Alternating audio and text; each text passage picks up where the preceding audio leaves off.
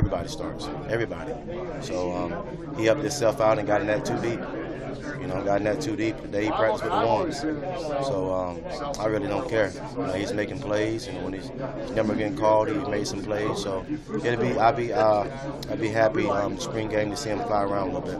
What does Saturday mean to you? Just getting out there for the first time. It'll mean a lot to me. Saturday mean a lot to me. It'll be my first time coming out in front of these fans. I heard a lot about him.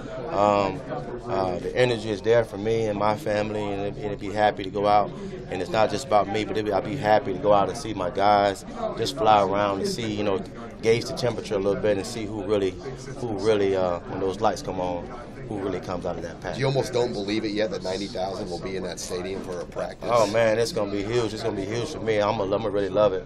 I'm one of those type of guys. You know, I love the energy, so I'm one of those type of guys. So hopefully I'm matching the energy on my end. Who had to pick it in at the end of practice? Avery Anderson. Yeah, he had to, you know, work in his technique, and he's trying his best to work his technique and end up. And that's what I'm looking for. That's what guys at the bottom of that chart.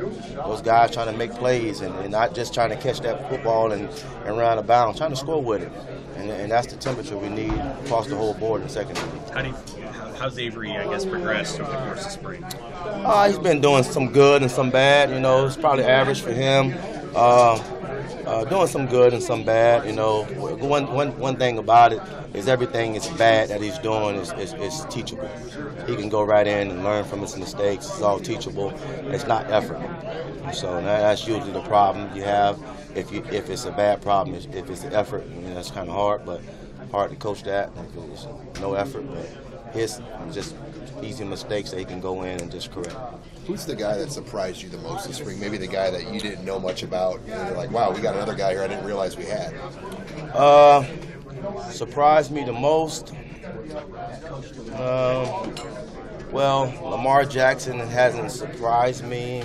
He has improved. I give him that. He's improved. I mean, I expect so much for these guys, so it's gonna be hard to surprise me. But I expect the walk-on to look like a star. He been there, you know. So you're not gonna surprise me. But Lamar is improving. His mentality, you know, his approach and his mentality in football has been not 100% every day, but it's improved from when I watched him on film the first time I saw him, and it's improved. And it's not totally there, but I can see the progress he's making. Antonio Reed on the football field, it's improving. It's trying to, you know, it's baby steps with him, but he's improving a lot. Communication is there. Being a teammate is very important for him. Being a teammate and taking care of his brother to his left and his brother to his right, that's very important for him. So he's trying to improve in that. So I've seen some improvement. I just need to see more when it comes when that football is in the air. Guys trying to attack that football and get that ball back to the offense.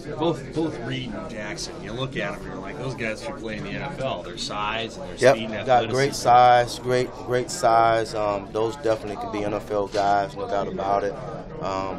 Mentality, that want, that no matter what, that black shirt mentality, and it's what we're trying to, you know, instill in those guys, and it's going to be very important that they keep progressing, and not just them two, but bring the next ones along. Just bringing this team along. It's going to be very important that we have that leadership in the back. Have you studied the amount of different secondary coaches Nebraska's had over the last? I mean, it's almost like they've had a new guy back there every year. And I mean, when you went into this, did you kind of know that, all right, I'm going to be like the fifth guy in 5 years, kind of teaching these guys something? Yeah, I knew that, and then, you know, it's kind of hard, you know, to kind of, you know, get some of those bad habits out.